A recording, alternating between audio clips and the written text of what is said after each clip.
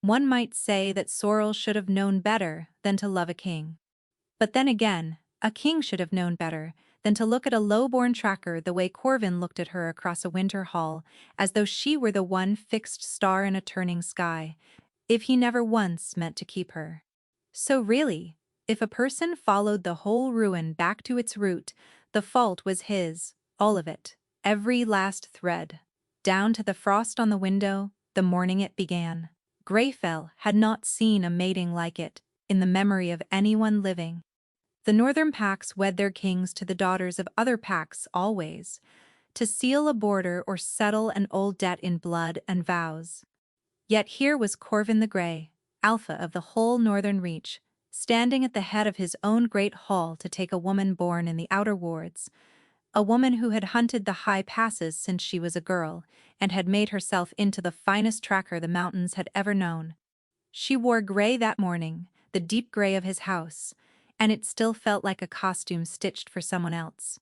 Her hands, which never shook when she held a blade or read a track across wet stone, would not stay still against her skirts. She pressed them flat and made herself breathe. Through the tall doors, she could see the pack gathering on the frozen terrace. Hundreds of them, their breath rising in the cold like smoke from a banked fire. Somewhere among them stood the few who had ever been kind to her. The rest had come to watch a king make the wrong choice and to remember later that they had seen it. She did not care. She had stopped caring the night Corvin had found her sleepless on the north wall, and had said the thing no alpha said aloud to a tracker from the wards. He had told her that when the bond had come for him, it had not asked his permission or consulted the long list of better matches his council kept. It had simply arrived, the way weather arrives, and it had pointed at her, the mate bond. She had felt it too, of course. For a year she had carried it like a coal held in a cupped hand, warm and secret and impossible. A true bond between an alpha king and a woman with dirt under her name was the sort of thing that lived in the stories the old women told, and never once in the life Sorrel had actually been given. And yet here she was. The trouble had a face, and the face belonged to Aldous.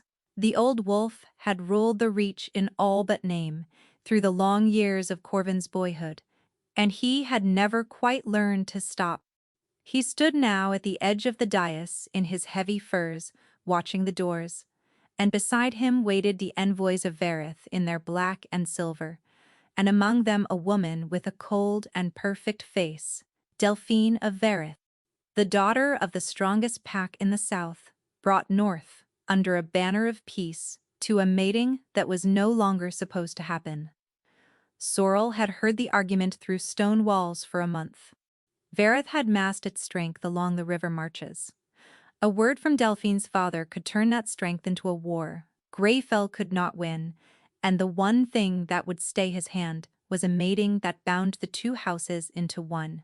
Aldous had laid it out to Corvin, the way a man lays out a losing hand of cards. Wed the tracker and watch the border burn. Wed the southern girl and keep the Reach whole. There was no third road. There never was, when Aldous drew the map. But Corvin had refused him. Sorrel had been there, behind the door, when the king had told his regent that a man who would trade his own true bond for a quiet border had no right to ask his people to be brave. She had loved him so fiercely in that moment that it frightened her. So she had let herself believe that was her crime, if it was a crime. She had let herself stand in gray silk on a frozen morning and believe that for once the story would bend her way. The horns sounded, the doors opened, and Sorrel walked out into the cold toward the man she was going to marry.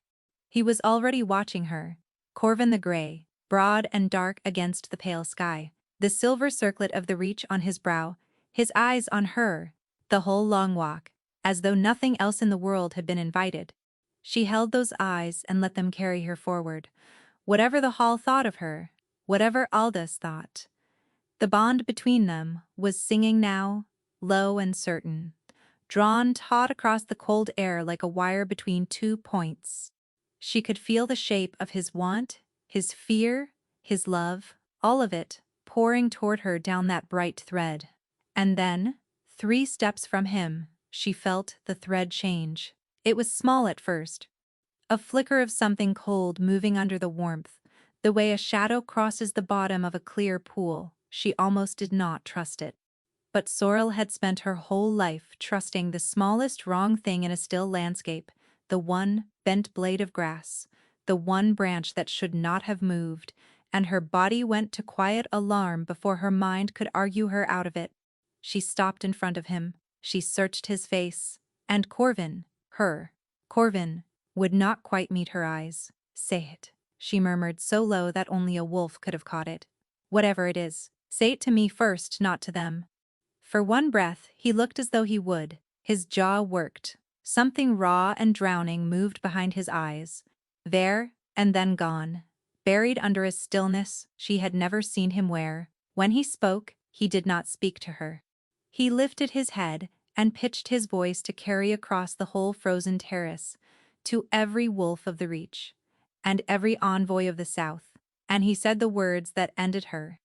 "Let it be known before the pack, and before Werewolf," Corvin said, "that the Reach chooses peace. I take Delphine, daughter of the South, as my mate and my queen." The hall did not gasp. It went utterly silent, the way a forest goes silent when something large has entered it. Sorrel stood 3 steps from him in his house's gray, and felt the bright thread between them seized in a cold fist and wrenched rejection. A true bond does not break gently. It broke in her like a bone. She heard, very far away, Delphina Verith step forward. She heard Aldos exhale, slow and satisfied, the sound of a man watching a map redraw itself the way he had always meant it to. And she saw the exact moment Corvin finally let himself look at her, once, fully, with everything he had buried, rising up naked in his face at last. By then, it was already too late. By then Sorrel had turned to stone, and behind the stone, in a place he would never again be permitted to see, something had already begun to plan. They say a wolf who loses a true mate to death carries a wound that never fully closes. No one says much about the wolf who loses one to a living man's choice, because it is not supposed to be possible. A true bond is meant to be the single certainty in an uncertain world. Corvin had carried that certainty out into the cold and broken it in front of the whole pack, and Sorrel spent the first hours afterward learning exactly what kind of pain that made. It was not grief, or not only grief. Grief she could have borne. This was her own body turning against her, the severed bond, thrashing like a line cut under load, sending white waves of wrongness up through her chest until she had to brace both hands on the cold sill of her window and simply endure it. Down on the terrace, the feast for the new queen had already begun. She could hear the horns of Verith and the careful, frightened cheering of a pack that had just watched its king trade his heart for a boarder. No one came to her. That was its own kind of answer. In the space of a single morning, she had gone from the woman who would be Luna to a thing best not spoken of. An embarrassment in gray silk, and the corridors of Greyfell had a long memory for who was worth the risk of kindness. Only old Nesta came, the ward woman who had raised her in the outer wards, slipping through the door near dusk, with her mouth set in a hard line. She did not offer comfort. Comfort was not a thing the wards had ever had to spare. She looked at Sorrel braced against the window, took in the sweat on her, and the tremor she could not hide, and she said only, "So he did it after all." "He did it after all," Sorrel said. Nesta crossed to her, took her chin in one rough hand, and turned her face to the last of the light. Whatever the old woman saw there made her go very still. Her eyes dropped once to the line of Sorrel's body, and came back up sharp as a struck flint. "How long?" Nesta asked quietly. Sorrel did not answer. She did not have to. The ward woman had midwifed half the wolves in the outer wards, and could read a body the way Sorrel read a trail. For a long moment neither of them spoke, and the thing that hung unspoken between them was larger than the broken bond, larger than the king, larger than the whole cold Reach. "He does not know," Nesta said. It was not a question either. And he will not, Sorrel said. Her voice came out level and strange, a stranger's voice. He made his choice in front of the pack. He does not get to unmake it in private, and he does not get to have this. Nesta studied her a long moment. Then, because she was a hard woman, from a hard place, and love in the wards had always looked like usefulness, she went to the chest, at the foot of the bed, and began, briskly to pack. They both knew Sorrel could not stay. A rejected mate carrying a secret in the house of the king who had rejected her was not a tragedy. It was a target. If Oldys ever guessed what Nesta had already guessed, the secret would not be permitted to draw its first breath. A discarded tracker could be forgotten.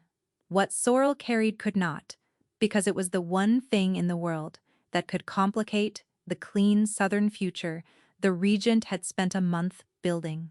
She thought of that slow, satisfied exhale on the terrace, and she understood, with the cold clarity that had always come to her in the worst moments, exactly how little her life would be worth by morning if she stayed. So she would not stay. She left in the deep middle of the night, when the feast had drowned itself in southern wine, and even the gate wolves had grown careless. She went out through the kennels of the outer wards, the way she had first come into this life, past the pens where she had slept as a child, and no one stopped a tracker who knew every blind corner of the walls she herself had guarded. Nesta walked with her as far as the tree line and no farther. The old woman pressed a bundle into her arms, food and coin and a knife worth more than either, and gripped her hard by the back of the neck the way the wards said goodbye. "You do not come back," Nesta said. "Not for him, not for anything. You hear me? Whatever you build out there, you build it somewhere. He can never reach it." "I hear you," Sorrel said. "Then go, girl, and do not look back at that house. There is nothing left in it for you." Sorrel went. She crossed the tree line into the black weight of the forest, and the cold closed over her, and the broken bond dragged at her chest, with every step like an anchor she could not cut free. She walked until the towers of Greyfell were gone behind the trees, and then, because she had never once in her life done the sensible thing when it mattered most, she stopped on a rise above the river marches, and she looked back, anyway. The reach lay dark and vast under a hard scatter of stars, the only light the far red glow of a feast still burning for another woman. Somewhere beneath those towers, a king was learning to live in the ruin he had chosen. Somewhere a regent was sleeping soundly for the first time in a month. And here on the rise stood the one thing neither of them had thought to account for. A low-born tracker with dirt under her name and a secret held close under her heart, looking back at the whole cold kingdom that had thrown her away. "You will see me again," Sorrel told the dark towers, very quietly. "And you will not know me when you do." Then she turned south, toward a name she had only ever heard in traders' talk, a warm and distant country beyond the mountains where a woman might be measured by what she could do rather than by where she had been whelped. Sunmarch. She said the word once, under her breath, like a wager laid down on a table she could not yet see, and she did not look back again. 6 winters turned over the northern reach, and each one took something from it. The peace that Corvin had bought with his own heart did not hold the way Aldous had promised. Verith took the mating and the march as both, and then it took more. A toll here, a garrison there, a slow southern hand closing around a reach that had traded away its spine to avoid a war and gotten a quieter, longer conquest instead. Delphine sat the queen's seat in Greyfell, and was said to be as cold in it as she had been on the day she took it. There was no air. There were, the traders whispered, no nights the king and his southern queen spent under the same roof, if either of them could arrange otherwise. And through all of it, in the widening gap where a strong king should have stood, the regent Aldous grew fat and unbothered, the true weight of the reach settling more and more into his old and patient hands. They whispered other things, too, that the king did not sleep, that he walked the north wall in the black hours with the look of a man listening for a sound that had stopped coming years ago. That twice now, on the anniversary of a certain frozen morning, quiet riders had been sent south over the mountains, and twice they had come back, having found nothing at all. It was on the edge of another hard winter that the horns sounded at the southern gate, and a banner no one in Greyfell had seen in a generation came up the mountain road. It was the son of Sunmarch, gold on deep red, and it did not come humbly.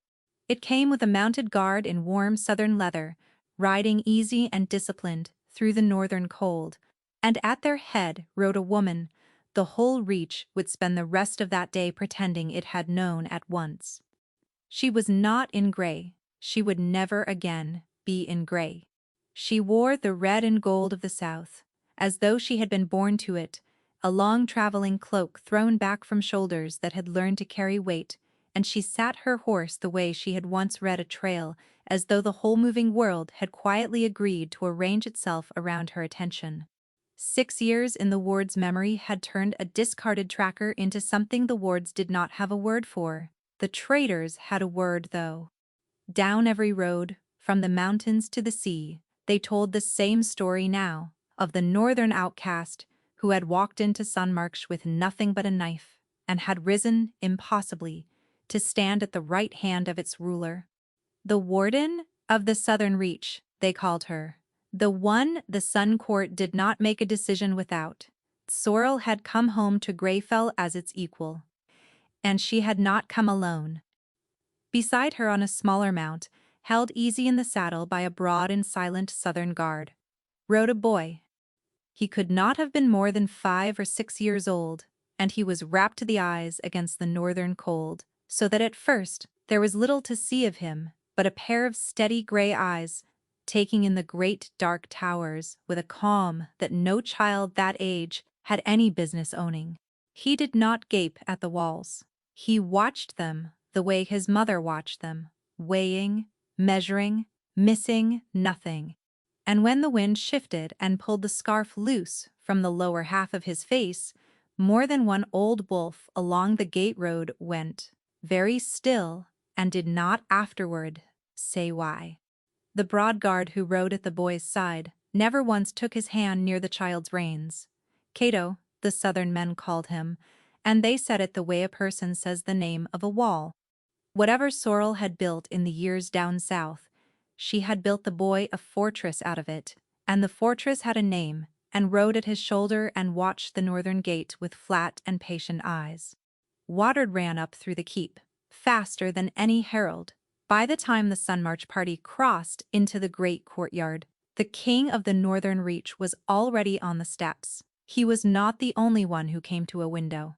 Far above the courtyard, in the narrow tower gallery, where the regent kept his rooms, a heavy figure stood well back from the glass, where the light would not catch him. Aldous had grown old and unhurried in his power, and very little reached him any more, that he had not first arranged for himself. But he watched the red and gold banner cross his courtyard, and he watched the woman he had run out of the Reach 6 winters past ride back into it, wearing the whole strength of the South, and his careful face did not move at all.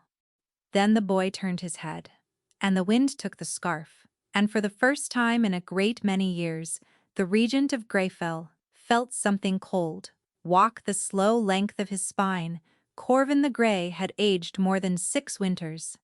The dark had gone iron at his temples, and the easy certainty Sorrel had once loved was long burned out of him, replaced by the hollow, careful stillness of a man who had spent years holding himself together by main force. He came down the steps because a king had to, because a banner of Sunmarch demanded it, and he had his greeting ready and his ruined composure fixed in place. Then Sorrel pushed back her hood, and he saw her face. The whole courtyard watched the king of Greyfell stop, as though he had walked into a wall he could not see. Whatever he had braced himself for, it had not been this. It had not been her alive and warm and utterly beyond him, wearing another country's colors and another country's power, like they had been cut to her measure. The old broken bond, the one he had wrenched apart on a frozen morning and had never once stopped feeling the ragged edge of, turned over hard in his chest. Sorrel felt it move in her own and let absolutely nothing show on her face. "Your Grace," she said. Her voice was even warm, and stranger to him than any stranger's would have been. "Sunmarch sends its regards to the Reach." Corvin opened his mouth. Whatever he had meant to say never came, because in that moment, the small rider beside her shifted in his saddle, and the boy with the steady gray eyes leaned to see past the horses, and looked, for the first time, directly at the king on the steps. And Corvin the Grey found himself looking back into a face he had never seen before in his life, and somehow, impossibly, already knew. There is an art to walking back into a room that once threw you out, and Sorrel had spent 6 years learning it in a country that prized the skill. The trick, the Sun Court taught, was never to look as though you remembered. Let them remember, let them do all the flinching, you simply arrive, and you let the past be someone else's weight to carry across the floor. So, she arrived. She let Greyfell flinch. The great hall had not changed in 6 years. The same gray banners hung from the same cold rafters, the same tall windows let in the same thin northern light. The same high seat stood at the end of it, where she had once waited in gray silk and watched a man she loved choose another woman in front of the world. She walked the length of the hall, now in Sunmarch red, with Cato 2 steps behind her and the boy left safe under Southern guard in the East Range, and she did not look at the high seat until protocol required it of her. When she did, she found Corvin already looking at her. Delphina Verith sat at his side in the queen's place, straight and pale and perfectly still. And at the king's right hand, where he had stood for the better part of 30 years, stood the regent Aldous, watching her come with the mild and patient interest of a man appraising the weather. The warden of the Southern Reach, the herald called, and the hall stirred. Because half of them had known her as a girl from the kennels, and not one of them had the nerve to say so now. She stated Sunmarch's business, the way the Sun Court did everything, plainly and without apology. Clody. For 6 years Verith had tightened its grip on the north, and a south that had once been content to trade across the mountains now found Verith's tolls and Verith's garrisons creeping year by year toward its own high passes. Sunmarch had not crossed the mountains to remember old grievances. It had come to propose that Greyfell and Sunmarch treat directly, north to south, and set the price of the northern passes between the two of them alone, without a southern hand from Verith sitting in the middle of every bargain to take its cut and its leverage both. On its face, it was a trade parley. Underneath, it was a blade laid flat on the table for the whole court to see. Cut Verith out of the middle of the north, and the careful architecture the regent had built 6 years ago on the ruins of a broken mating began quietly to come apart. Aldous understood it before anyone else in the hall. "A generous offer," he said, in the warm, unhurried voice that had once talked a young king out of his own heart. Though one does wonder what Verith would make of the Reach so much as entertaining it. "We have peace with the South Warden. Bought and paid for, at no small price. It would be a poor sort of bargain to trade a certain peace for an uncertain profit." "It would be a poorer one," Sorrel said, "to mistake a leash for a peace. But the Reach must weigh that for itself. Sunmarch only observes that a kingdom which cannot set the price of its own mountains does not, in any way that matters, truly own them." She let that settle over the hall. Then, because the Sun Court had also taught her that a blade is more persuasive when the room already knows you can use it, she went on. She named the 3 passes, Verith garrisoned, and the toll. Each one bled from the Reach in a single season. She named the Eastern Grain Road that had gone quietly under a Southern warden 2 winters past, and never come back north. She named figures no envoy had any business knowing, because she had not always been an envoy, because once she had walked every one of those roads in the dark with a tracker's eye, and a Reach forgets what its kennel girl learned, but its kennel girl does not. By the time she finished, the mild interest had gone out of Aldous' face, and something older and far more careful had settled into its place. Corvin had not spoken through any of it. He sat the high seat like a man wearing armor a size too heavy for him, and when Sorrel finally made herself meet his eyes with nothing at all in her own, it was the hardest thing she had done since the night she crossed the tree line. "The warden makes her case well," Corvin said at last. His voice had changed. In 6 years, it had gone lower and rougher, worn thin at the edges like a stair. Walked on too long, the Reach will hear it in full. "We will convene the council, and the warden and her household will be our guests, until we have an answer worthy of the asking."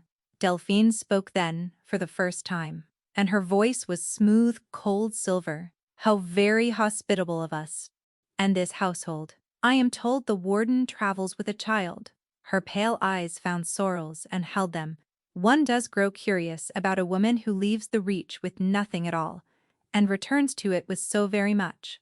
"Sun March travels as Sun March pleases," Sorrel said. "The boy is my ward, and my business, and no concern of this Reach. Everything under this roof is a concern of the Reach," Delphine said, still perfectly pleasant.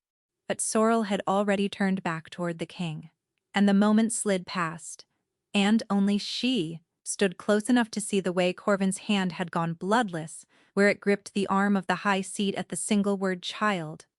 The audience broke apart. The court flowed out along its careful currents, whispering behind its hands. And Corvin the Grey, who had a whole kingdom's worth of reasons to let her go, came down off the dais and crossed the emptying hall to her anyway, because he had never once managed the sensible thing where she was concerned.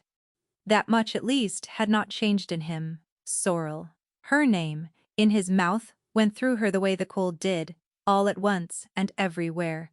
"I did not let myself believe you would ever come back. I did not come back for you, your grace." She held her voice level. "I came back for Sun March. Do not confuse the two. It would only embarrass us both." He took the blow without flinching from it. "The boy?" he said, very low. And there it was at last. The thing his whole body had been straining toward since the courtyard steps. "Sorrel, how old is he?" For one heartbeat, the entire world narrowed to the small and dangerous distance between his question and her answer. She looked at the man who had broken a true bond in front of his pack, rather than stand and fight for it, and she gave him the only thing she had left in her to give him, which was nothing at all. "Old enough to know his own worth," she said, "which is a good deal more than his elders, in this Reach, ever managed. Good day, your grace." And she walked out of the hall the way the Sun Court had taught her, without ever once looking as though she remembered a single thing, and left the king of the Northern Reach standing alone in the thin cold light, with a question he was going to have to learn how to carry. That was the day. The night was where it went wrong. The Sun March party had been housed in a cold guest range along the east wall, and Sorrel had gone straight to the boy the moment the doors were shut behind them. She found Bram awake, sitting cross-legged on the wide bed with his chin in his hands, watching the door as though he had been waiting for her to come through it. "This is where I began," the boy said. It was not a question. He had his mother's way of stating a true thing, and then waiting to see what the room did with it. "Near enough," Sorrel said. She sat on the edge of the bed. "How did you know that?" Bram thought about it, the way he thought about everything, slowly, and all the way to the bottom. "The walls know me," he said at last, which made no sense, and which raised the fine hair on the back of her neck all the same, because the boy was rarely wrong about the strange things, and never wrong about the plain ones. She put him to bed. She sat with him until his breathing went slow and even, and she told herself the cold walking down her spine was only the north, only the old keep, only the past. Cato found the truth of it an hour later. Keeping the boy alive was the one thing the Southern man had ever been asked to do, and the only thing he did. He came to Sorrel's door without a sound and put a single object into her open hand. A sliver of dark iron, thin as a reed, and filed to a careful edge, the kind of thing a patient man wedges into the track of a door so that it cannot be barred from the inside. From the outside, while she had sat within, listening to him breathe, Sorrel closed her hand around the cold iron, and 6 years of sun march fell quietly away from her, and underneath it, the old thing she had been born with came up clean and sharp and ready. Someone in Greyfell had already stood at her son's door in the dark, and whoever it had been, they had gone to careful trouble to make very sure the door would open again, the night they chose to come back. A tracker does not lie in wait the way a soldier does. A soldier holds a line. A tracker becomes part of the ground until the thing that is coming has forgotten there was ever anyone there to come for, and steps close and learns too late that it was wrong. Sorrel did not raise an alarm. An alarm would only send whoever had filed that iron back into the walls to wait for a better night, and she did not intend to give them a better night. She moved the boy instead, quietly, into the inner room. She put Cato across the door, where a shoulder would meet it. She took the dark corner herself, with her back to the cold stone and her southern knife bare across her knee, and she went still, in the way the mountains had taught her long before Sunmarch ever polished the skill. She waited. The keep breezed and settled around her, the last torches guttered out along the east range. And in the dead middle of the night, when even the gate wolves had gone dull with cold and wine, the door to the outer room opened without a sound, exactly as it had been prepared to. 3 of them.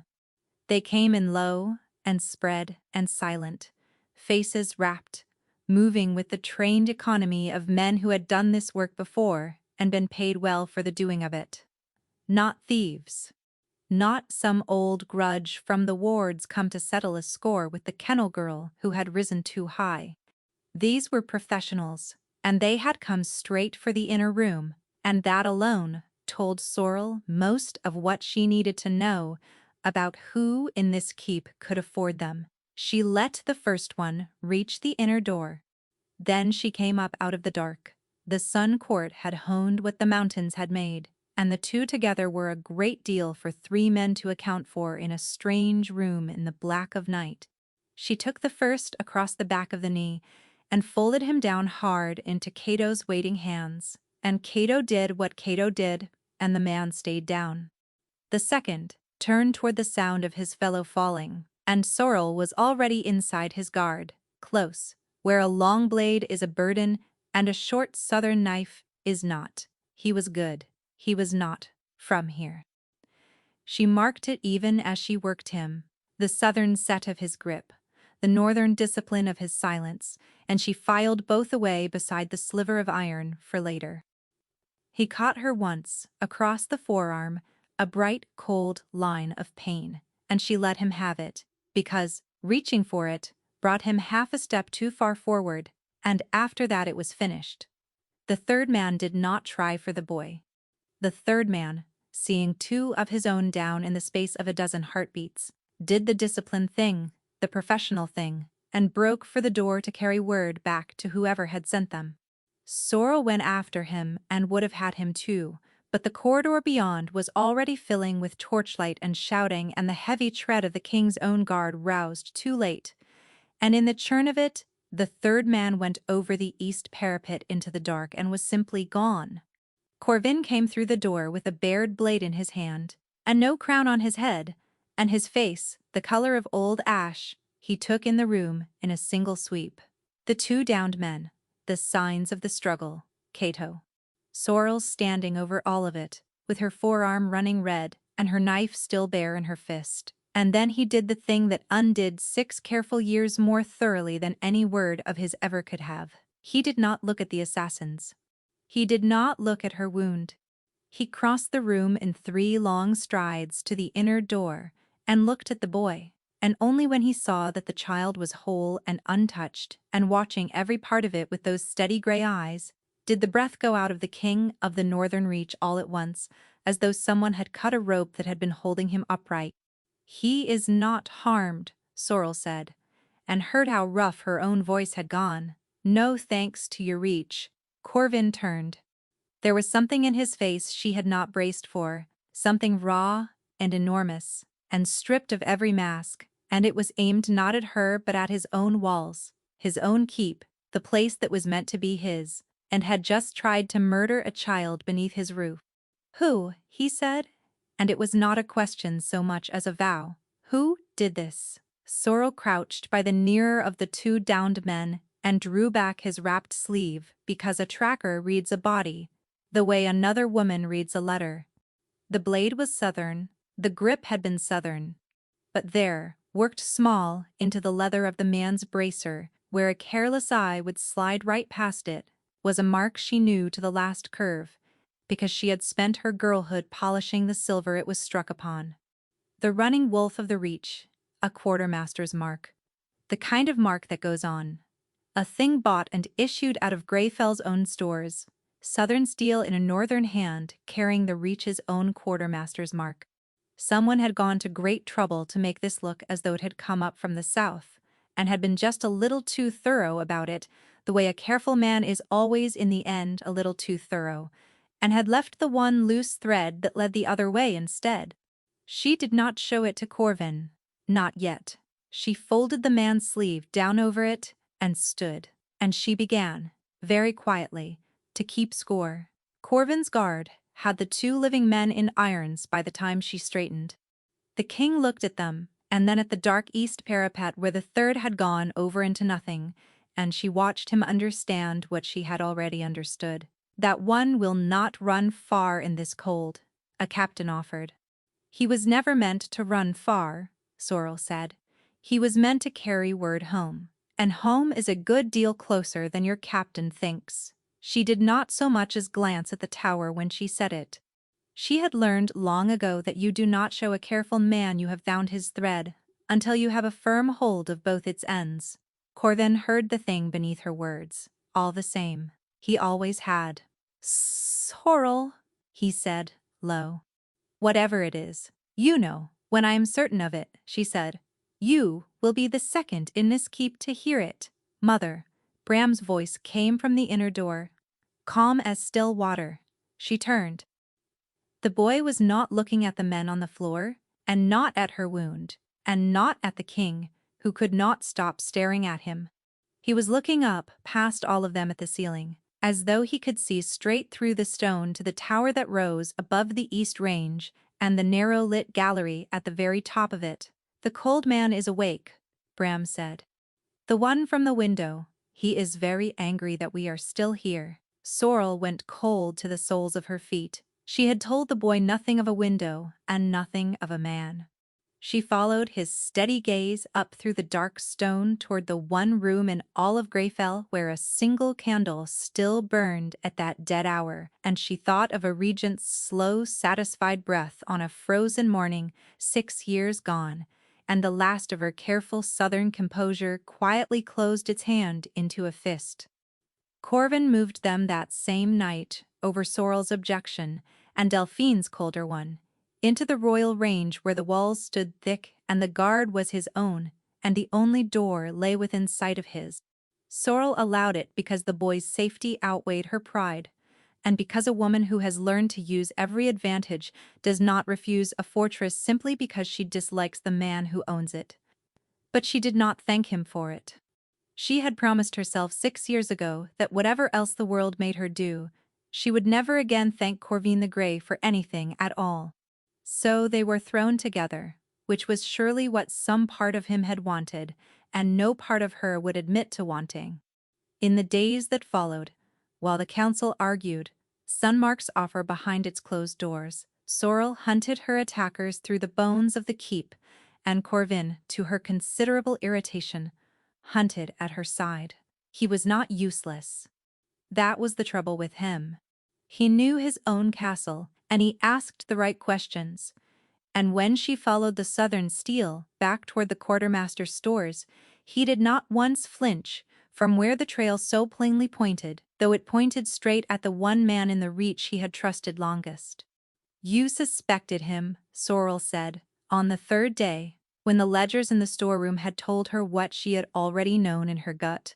Aldous, you have suspected him for a long time. Corvin was quiet a moment. "I have suspected a great many things for a long time," he said. "Suspicion is cheap. I have never once been able to prove any of it.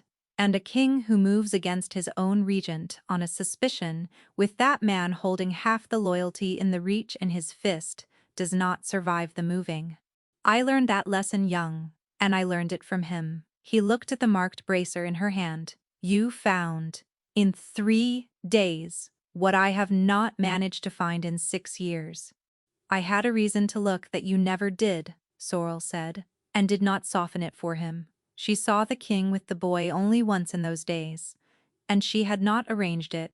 She came up from the storerooms at dusk, and found the two of them in the cold gallery outside the royal range. Corvin crouched down on his heels to put himself below the boy's height. Bram, regarding him with that grave and level attention he gave to everything he had not yet made up his mind about. "You are the king," Bram said. "I am," Corvin said. "You are sad all the time," the boy said, "even when your face is doing something else." He said it without any cruelty in it, the way he said everything, simply reporting a true thing he had read off a man, the way another child might read the weather. "Why?" Sorrel saw the question go into Corvin like a blade, slid quietly between the ribs, so smoothly it does not even hurt at first. He did not look up to where she stood in the shadow of the doorway, though she was almost certain he knew that she was there. He looked at the boy for a long moment, instead at the steady gray eyes and the stubborn set of the small jaw, and something moved across his ruined face that she could not stand to watch and would not let herself name. "Because a long time ago," the king told her son, "I was given the one thing in the world worth keeping, and I was too much a coward to keep it." Sorrel stepped out of the shadow before the boy could form an answer, and took his hand and led him inside, and did not trust herself to say a single word to the king at all. It was on the 4th night that the thing she had crossed the mountains, determined would not happen, finally happened.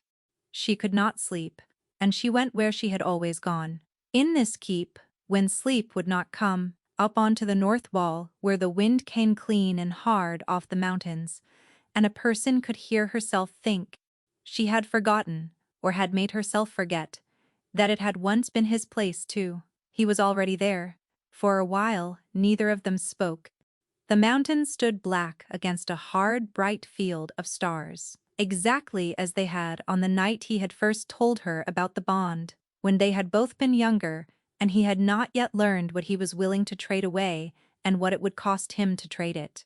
Sorrel stood a careful arm's length from him, and looked at the peaks and felt the old bright thread stir in her chest, the one she had spent 6 years, and a whole new life teaching herself not to feel, and she hated it, and she could not make it stop.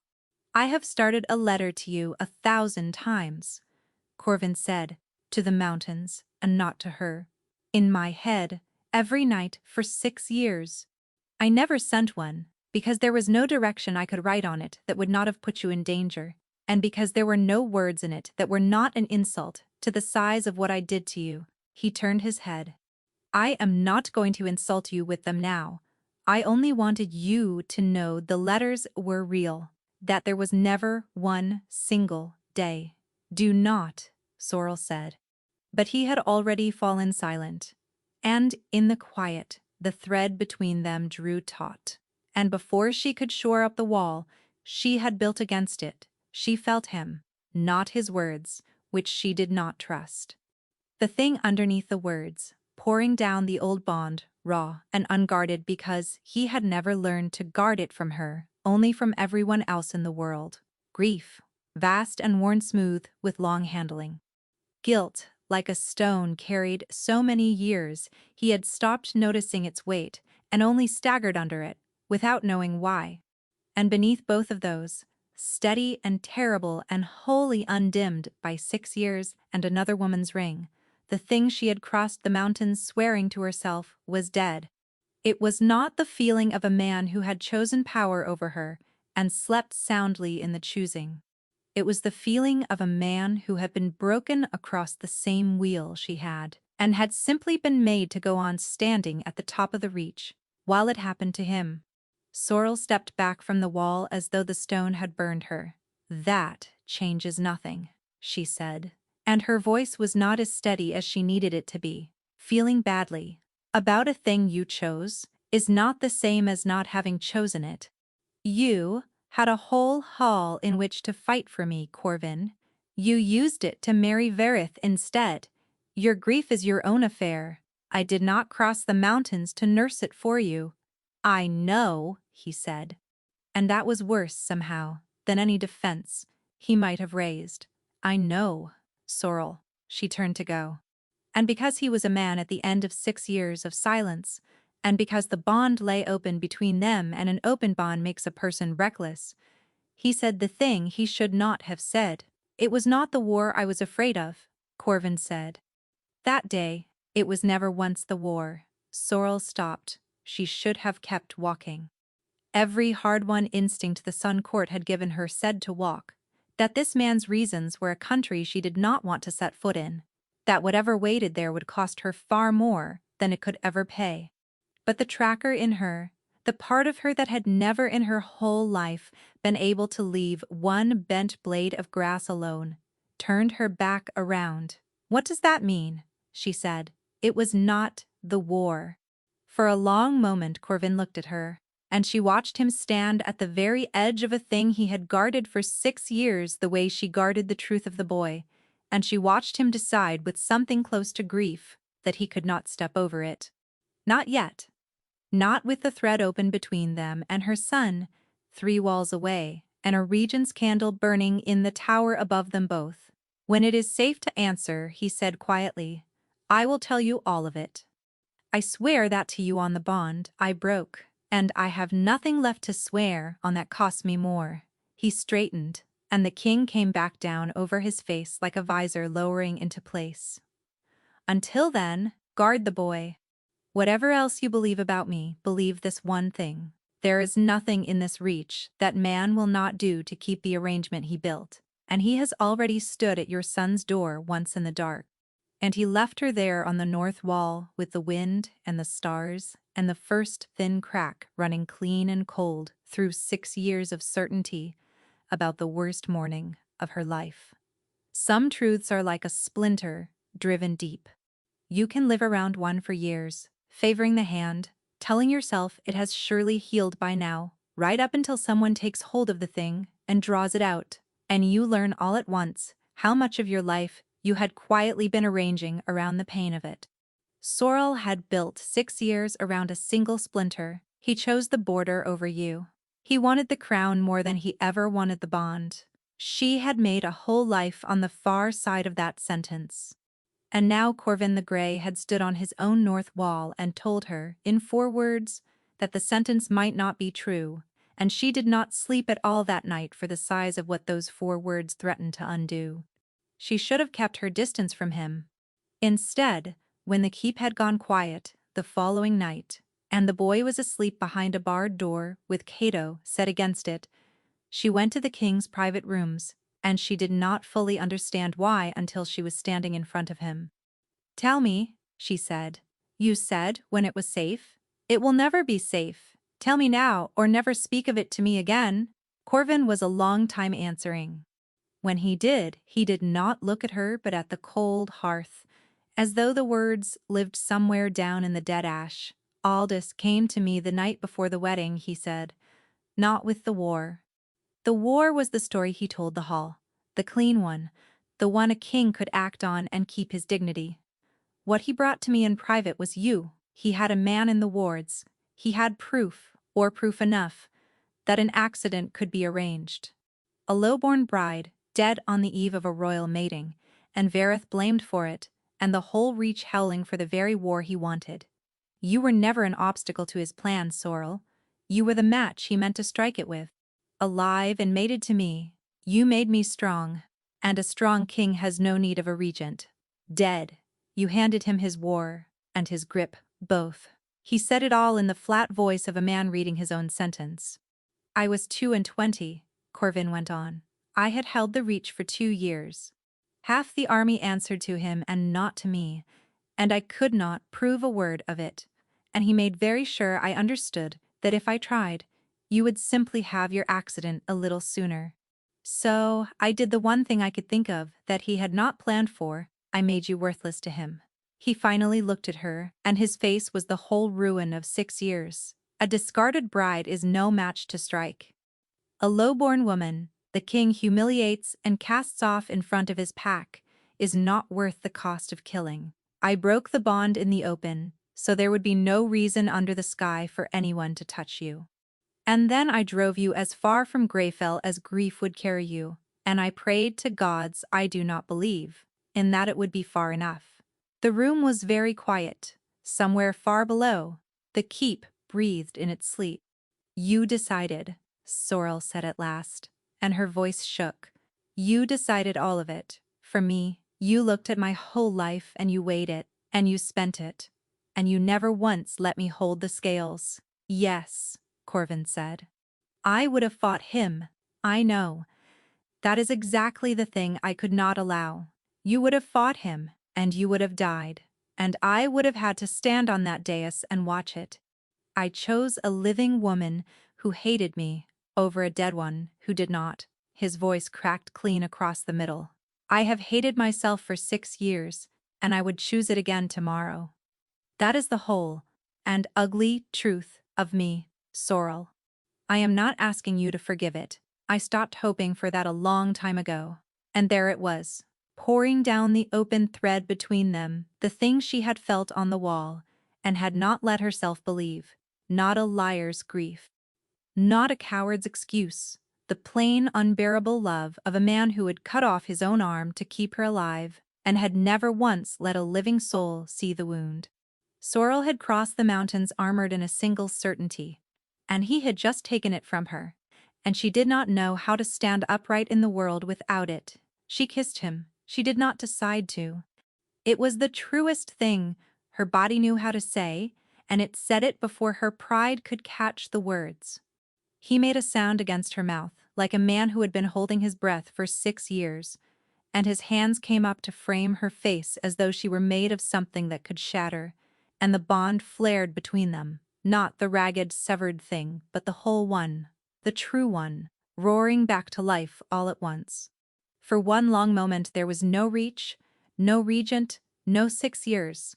There was only Corvin and the thread and the terrible relief of stopping. At last, the enormous daily labor of not loving him.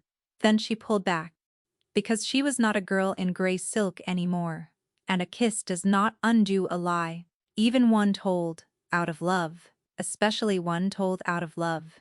This changes what you did, she said unevenly. It does not change that you did it alone. You do not get to spend my life for me, Corvin, and call it a gift.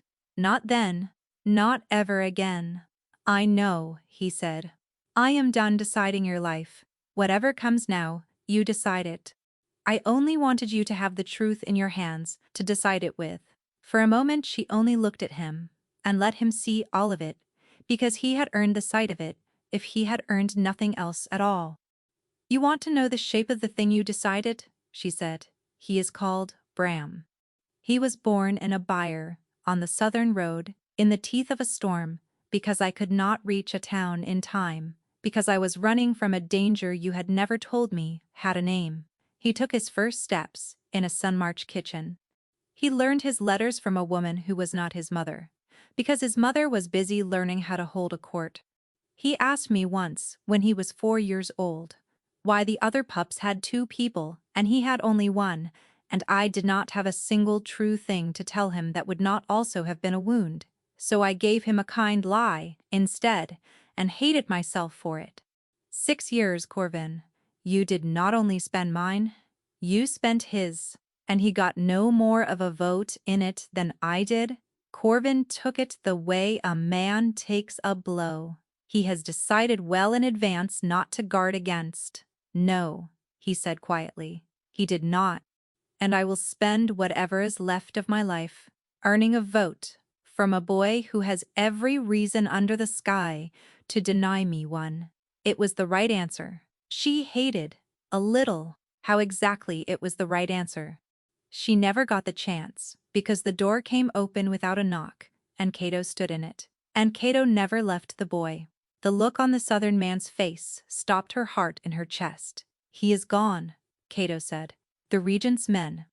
They came with a writ under the Reach's own seal, a lawful order, 6 of them, and I could not cut down the king's own guard on a lawful order, without starting a war in your corridor and getting the boy killed in it." His flat voice shook for the first time in all the years she had known him. "They have taken Bram. Aldous has your son." There is a kind of calm that comes to certain people only in the very worst moment, when the noise at last exceeds anything fear can measure and simply switches itself off. Sorrel had it. It was the thing that had made her the finest tracker in the mountains, and then the warden of a foreign court, and it came down over her now, in the king's cold rooms, like clean water closing quietly over her head. She did not scream. She did not draw. She looked at Cato and said only where, and Cato said, "The great hall. He has called the court, all of it, Sunmarch, Verith, the council, the captains." And Sorrel understood, with that terrible clean calm, exactly what Aldous meant to do. He had not stolen the boy away in the dark. He had taken him lawfully, in the open, and summoned the whole Reach to watch, because a thing done in front of the court with a writ and a seal is not a murder, it is policy. Corvin was already moving, and the man who went down the stair ahead of her was not the ruined careful king of the last 6 years. Something had burned off him on the way. "If he has harmed that child," Corvin said, and did not finish it, and did not need to. The great hall was full to its cold walls. The same hall. The same gray banners, the same high windows, the same long floor. She had once walked in borrowed silk to be cast away in front of the world. Aldous stood at the head of it, not upon the dais but before it, in a place where a man stands who is about to hand the Reach a gift. Bram stood beside him, small and straight, and entirely unafraid, one of the regent's heavy old hands resting on the boy's shoulder, in a way that looked to the whole watching court, almost tender. Only Sorrel was close enough and wolf enough to see the careful inch of air the boy held between himself and that hand. "Ah," Aldous said, warm and grave, "the warden and my king. Good. Then we may begin." He addressed the hall the way he had addressed it for 30 years in the trusted voice, the steady hand, the good gray servant who had held the Reach together through a boy king's long minority, and he told them a story. A Sunmarch envoy had come north under a banner of honest trade, he said, and had carried with her a child she named only as her ward. But the regent, whose most sacred duty had ever been the safety of the blood of Greyfell, had made it his grim business to learn the truth of that child, and the truth, he said, was graver than any soul in the hall yet knew. "This boy," Aldous said, "is the king's own son." The hall did not breathe. Sorrel felt the words go through the room like a stone dropped through river ice, felt the whole court turn as one body to look at the child, at the steady, gray eyes, at the stubborn set of the small jaw, and, quietly, do the sum. She felt Corvin go rigid beside her, and she understood that Aldous had done the one thing she had never braced for, which was to tell the plain truth, because in the mouth of a clever enough man, even the truth is only one more kind of knife. "A son of the king," Aldous went on, sorrowful now, "got upon a low-born tracker, and hidden away these 6 years in a foreign court, and carried home at last under a false name in the very season that court has come to prize the Reach loose from its oldest ally. I ask only that you see it as I am forced to see it. A pretender, a Sunmarch blade wearing the king's own face raised in the enemy's house, brought here among us to unseat a lawful queen and shatter a lawful peace." He shook his old head, heavy with sorrow. "It gives me no joy, but the safety of the Reach has ever been my only master, and I have served no other. The child cannot be suffered to stand." It was masterful, and Sorrel watched it work. She watched the fear move through the hall like wind across a wheat field. Watched the captain's hands settle on their hilts. Watched the councilmen's faces close, one by one. Aldous had wrapped a murder in the flag of the Reach and handed it to his people as a duty, and half the men in that room were already carrying it for him. Corvin lunged forward and found, as he had found for 6 long years, that the guard between himself and the regent answered to the wrong master. Blades came level all down the floor. His own hall closed like a fist against him. "You will take your hand off my son," Corvin said, low and terrible, and it was the first time in 6 years he had said the word son aloud, and it cost him and freed him in the same breath. "Your son," Aldous agreed gently, "is the single most dangerous thing standing in this hall, which is why it grieves me past speaking to do what the Reach now requires of me." And he looked down at the boy with something that wore the face of sorrow, and his old hand tightened on the small shoulder, and he gave his captains the quiet order that had been 6 years in the making: "Take the warden." And still, the child. For one heartbeat, nothing in the whole hall moved, and in that heartbeat, the boy did the thing that no child in the grip of a killer should have been able to do. He was not looking at the knife, or at the captain's, or at his own near and certain death. He had turned his small, grave face up to the regent, and he was studying the old man the way he studied everything, all the way down to the bottom of it. And what he found there he said aloud into the silence in his clear, unhurried voice. "You are afraid of me," Bram said. It was not a boast, and it was not a plea. It was only a true thing, spoken plainly and without fear. And it landed in that frozen hall with more weight than any speech could have carried. "You have been afraid of me since before I was even born. That is a strange thing to be frightened of a child. I have been trying to understand it the whole way up your mountain." He tilted his head. "I think it is because I am the proof of the thing you took from them. Everyone in this room is starting to feel it now. I can feel it moving in them. And the terrible thing, the thing that made the nearest captain's hands go loose upon their hilts, was that they could." The boy had named it, and in the naming he had made the whole hall notice the low bright thrum that had begun to move through the room, the thread between the king and the warden, waking after 6 long years, and every wolf beneath those banners felt the truth of the child stand up plain and undeniable among them. For the first time in 30 years, the regent's careful face showed the hall exactly what lived behind it. "Still him," Aldo said again, and his voice cracked clean across the word. The hall erupted. Blades came up the length of the floor.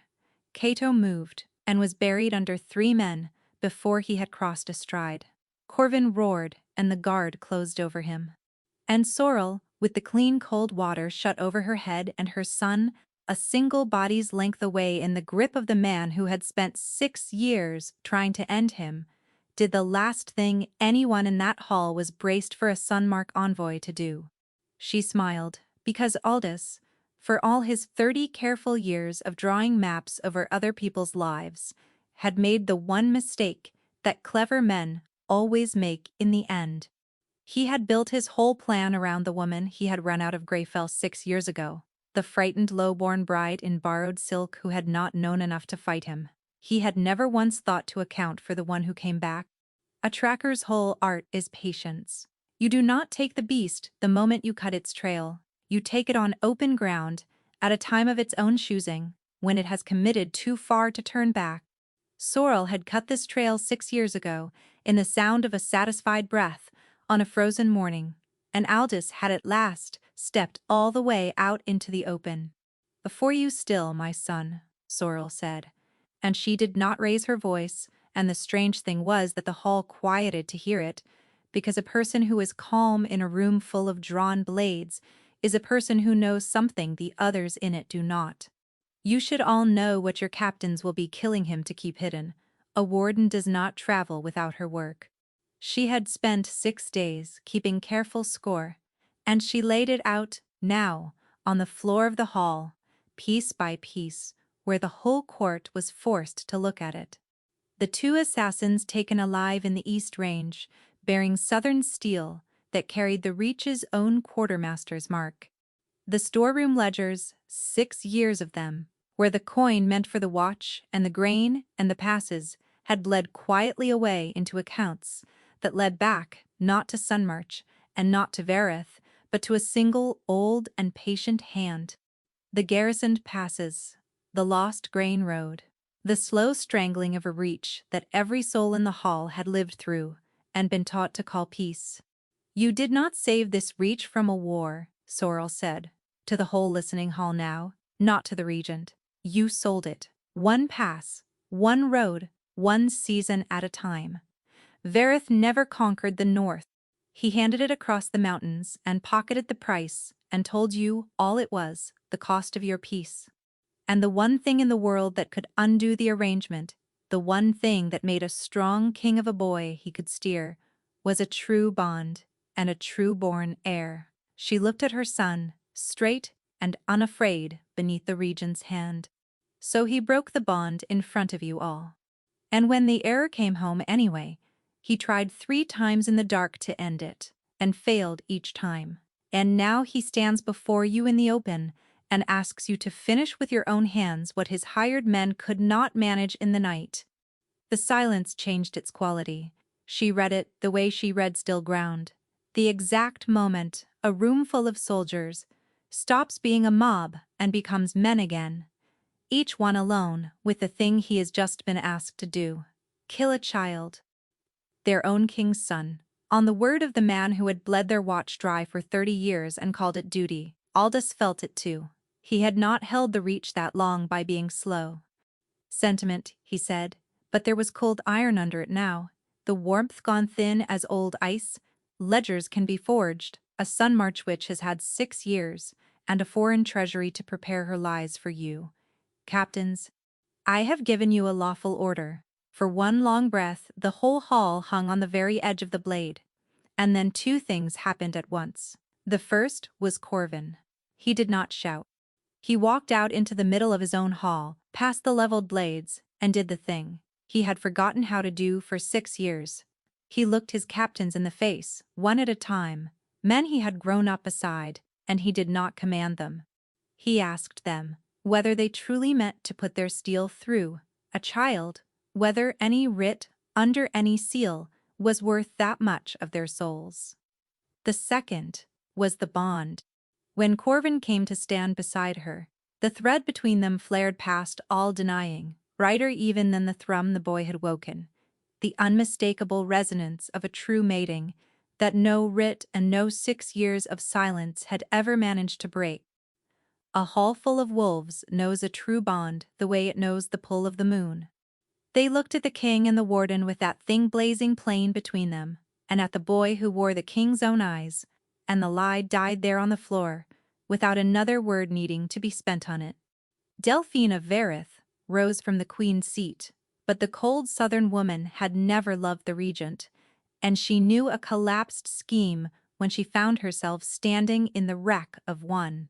"Verith does not spend its soldiers on a dead man's arithmetic," she said, and sat back down, and with her the last cover over the regent folded quietly away, and was gone.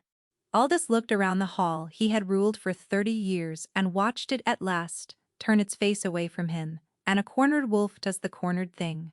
His gentle old hand, still on the boy's shoulder, moved for the knife at his belt, faster than a man his age had any right to be, because he had not always been old, and if he could not keep the arrangement, he would at least take from the king the one thing the king had ruined everything to protect. He was quick. Sorrel was quicker, because she had been waiting 6 years for exactly this, and because the moment the old man's weight shifted toward her son she was already moving, had been moving before he decided to, the way she had always known which branch would fall before it fell. She crossed the space in the time it took him to clear the blade. She caught the knife arm at the wrist, turned it up and away from the boy, and used the old wolf's own weight against him the way the mountains had taught her, and put the regent of Greyfell down on the cold stone where he had once cast a map across a whole kingdom, and knelt on him, and did not let the blade come within a hand's breadth of her son. "You spent 30 years," she said, close to his ear, low enough that only he would ever hear it, "being the cleverest man in every room you walked into. And you were brought down in the end by a kennel girl you did not think worth the cost of killing. Hold on to that, in whatever cell they keep you. You had one chance to be right about me. You should have finished it 6 years ago." Then the king's own guard, freed all at once of the long spell of 30 years, hauled the old man up off the floor and dragged him out of the hall, and it was in the end quiet and quick and finished. And then it was only the 3 of them left standing in the middle of the emptying hall, the way it had somehow always been going to come down to only the 3 of them. Corvin went to his knees in front of the boy. Not the careful crouch of the gallery, all the way down, a king on the bare stone of his own hall, level with his son, close enough to touch, and not yet daring to. For 6 years he had held a shape together by main force alone, and Sorrel watched that shape finally, completely, come apart. "I did not know," he said, and his voice was wrecked past mending Bram. "I swear it to you on everything I have left in the world. I did not know you were in it, or I would have torn the whole of it apart to reach you. Every rider I sent south, every night I stood on that wall. I thought I was only looking for your mother, and I never once knew I was also looking for you." He pressed a hand hard over his mouth. "I am so sorry I was not there. For any of it, for all of it." The boy studied him with those steady gray eyes, the way he studied walls and weather and every other thing he had not yet made up his mind about. And then Bram, who read a man, the way his mother read a trail, reached out and laid one small hand, flat, against his father's chest, over the place where the bond lived, and said simply, "You are not sad now." "No," Corvin said, and broke on it. "No, I am not." And Sorrel stood over the 2 dark heads, bent together, the father and the son, the whole family she had carried alone across a mountain range, and 6 hard years and an entire life rebuilt from nothing, and felt the last of her long armor go quietly, and did not try to hold it up any longer. When the court gathered again 3 days later, it was not for murder. It was because the king of the Northern Reach had asked the whole Reach to attend him, in the same hall, under the same gray banners, on the same long, cold floor. Sorrel knew what he meant to do before he did it, and she could have stopped him. She let him do it anyway, because some debts can only ever be paid back in the same coin they were taken in. Corvin stood before the assembled pack, in the very place where, 6 years ago, he had stood and cast her out to keep her alive. And this time, in the same place and before the same eyes, he did the opposite thing. 6 years ago on this floor, the king said, I stood here and told you all I chose peace. I lied to you. I stood on this stone and broke a true bond in front of my whole pack, because a man I trusted had left me no other road to keep the woman I love alive. I have regretted the manner of it every single day since. I have never once regretted keeping her alive. He looked at Sorrel, where she stood in Sunmarch red, at the foot of the dais. I told you all a story once, to save her. Let me tell you the true one now, to honor her. This is Sorrel, born in the wards of this very Reach, warden of the Southern Reach, the truest wolf I have ever known in my life, and my mate. That has not stopped being true for 1 hour, whatever I said on this floor. And this boy is our son, and the heir of the North. He had cast her out in front of them all. Now he claimed her in front of them all, and the whole Reach felt the difference, which was that 6 years ago he had held every scrap of the power, and she none at all. And now it was turned entirely the other way about. He was not commanding a mating. He was asking for one, in the one place he could never take it back, with the whole pack for witness, and leaving the answer, at the last, where it belonged, in her hands. And Sorrel, who had crossed a mountain range, swearing she would never again stand on this floor and let this man decide her life for her, discovered that the power to say yes, and the willingness to say it, are two entirely different things, and that he had handed her the first without once presuming the second. "You do not get to have me back with a fine speech," she said to the king in front of the Reach. "You spent my life once without asking me. You do not undo that with a grand gesture, however pretty it is to look at. If you want me, Corvin, you will earn me, slowly, as an equal, with no crown and no crowd to hide behind. You will court the woman I have actually become, and not the girl you lost on this floor. And you will do it knowing full well that I might still, in the end, say no." "I know," Corvin said, and he smiled, for what looked like the first time in 6 years, because she had not said no. "I have 6 years of letters I never dared to send. I was rather hoping you might let me begin delivering them. 1 a week," Sorrel said. "And you may begin by asking my son whether he will have you. His answer counts for a great deal more than mine." And the whole Reach stood and watched the king of the Northern Reach turn, gravely and without a trace of a crown in his voice, to a small boy in Sunmark colors, and ask the child's permission. And it was the boy's slow, considering nod, in the end, and not any vow of hers at all, that finally undid the last cold knot 6 years had tied in Sorrel's chest. In the end, it took him the better part of a year. He delivered the letters, 1 every week, exactly as he had promised, 6 years of the ones he had never dared send, and then new ones after, and he never once let a week go past him. He courted her the slow way, the true way on the north wall, and over the ledgers they set right together, while the Reach slowly learned how to belong to itself again, its passes its own once more, Vareth's cold hand broken off it and Sunmarch's warm one, clasped across the mountains in a trade both sides had chosen freely. The Queen's seat in Greyfell sat empty a long while, and no one hurried to fill it, because everyone knew by then whose seat it had quietly become. Sorrel made him wait until she was certain of it. Then, on an ordinary morning that no herald announced, on the north wall, where he had first told her about the bond, she told him yes, they were mated in the spring, quietly, with the boy standing up between them. Corvin wept through the whole of it. Sorrel had known he would. She very nearly did too, and the bond gave her away, and he laughed at her through his own tears. "I chose wrong once.